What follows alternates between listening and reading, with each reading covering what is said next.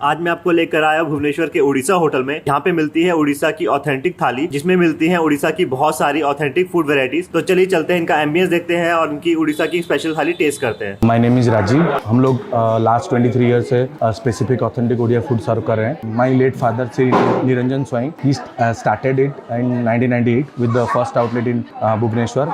उन्होंने शुरू किया तो मोटो यही था कि लोग थोड़ा सिंपल होममेड फूड खाएं जो कि सेहत के लिए अच्छा रहे। हम लोग ऐसा है कि हम लोग उड़िया खाना ही सर्व करते हैं, चाहे आप कुछ भी ले सीजन वाइज, तो सब ऑथेंटिक उड़िया फूड ही है। जैसे कि हम लोग का वेज, नॉन वेज और कोई भी, जैसे कि फेस्टिवल चल रहा है उसका फेस्टिव थाली अलग से रहता है, कोई सीजन चल रहा है उसका सीजन का थाली अलग रहता है। तो बेसिकली हम लोग वेज थाली में रेगुलर थाली सर्व करते हैं। रेगुलर थाली के साथ कोई भी नॉन वेज डिश ऐड होगा तो वो नॉन वेज थाली होता है। जैसे कि आप रेगुलर थाली लेंगे तो उसमें चावल, दाल, रायता, पापड़ और एक मिक्स भाजी आता है जिसमें मैश पोटैटोज, एक स्पिनच का सब्जी और 2 भाजी रहता है। उसके साथ बेर का अचार और ये पम्पकिन फ्लावर